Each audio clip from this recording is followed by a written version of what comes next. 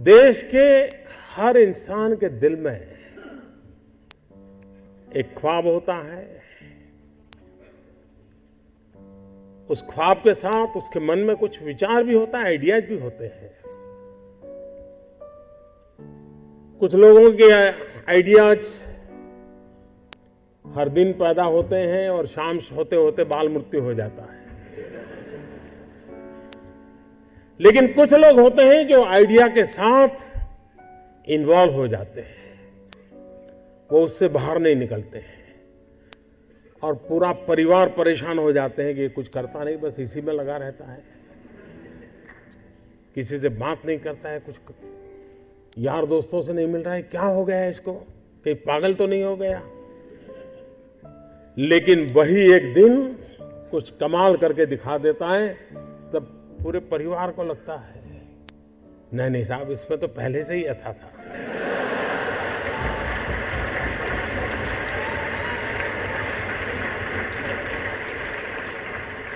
आप में से सबके जीवन में एक अनुभव आया होगा, जो सर्वनाश आपने सुना।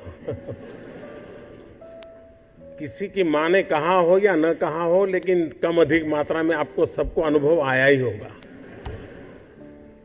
क्योंकि ज्यादातर ये फर्स्ट जनरेशन एंटरप्रेन्योर है, ऑल स्टार्टअप्स। और जब कुछ सोचा होगा, नहीं बेटे अपना काम नहीं तो कहीं नौकरी कर ले।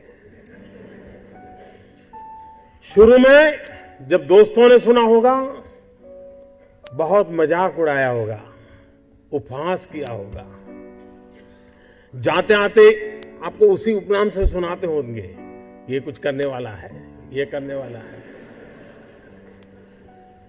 फिर एक पल आया होगा, सारी दौर विरोध हुआ होगा, सब दूर परिवार के लोगों ने विरोध किया होगा, नहीं ये नहीं करना है, जाओ कमाओ, नौकरी कर लो, देखो उसका पहचान है, वो नेताजी को जानते हैं, जाओ उसको मिल लो।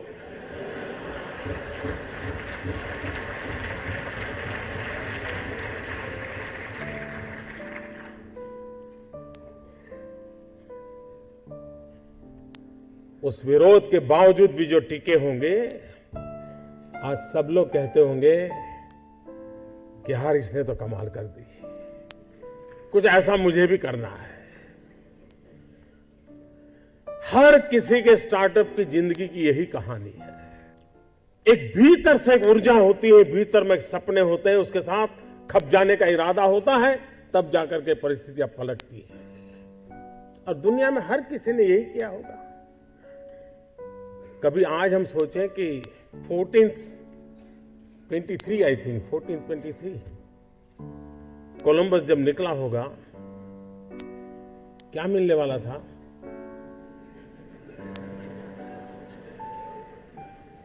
लेकिन उसको लगा होगा कि कोई एक नया रूट मुझे खोजना है, विश्व को मुझे जोड़ना है, और वो चल पड़ा। और चलने के पहले उसने ढेर सारी चीजों का अध्ययन किया होगा, टेक्नोलॉजी डेवलप की होगी, और नया एक उसने स्पाइस रूट को दुनिया को दिया होगा।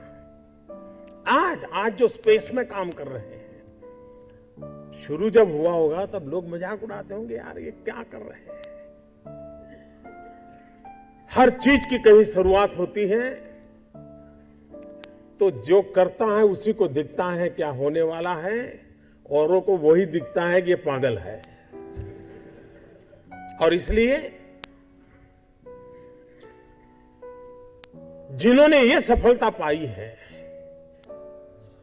वे सिर्फ एंटरप्रेन्योर नहीं है, एक प्रकार से एडवेंचर उनकी प्रकृति का हिस्सा है, तब जाकर के होता है।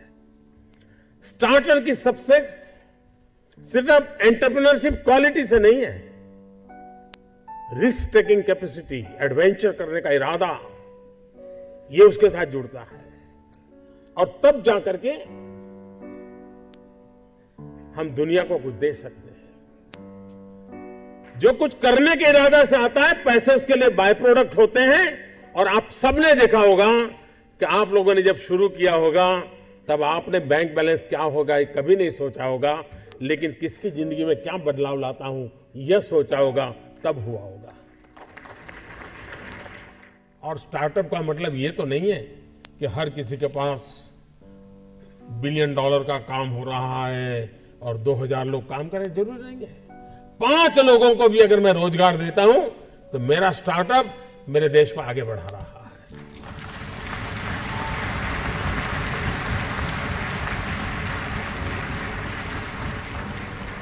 एक साइकोलॉजिकल चेंज लाना है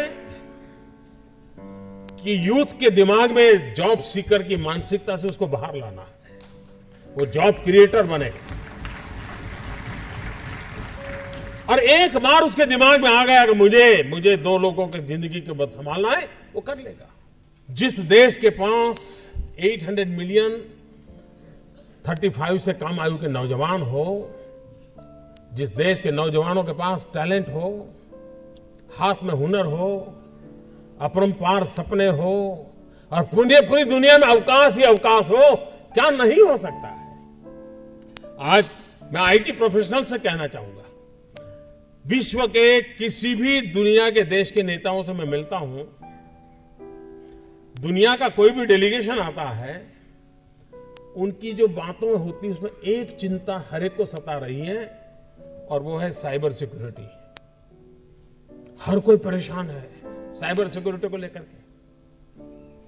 क्या भारत साइबर सिक्योरिटी प्रोवाइडर के रूप में अथॉरिटी बन सकता है?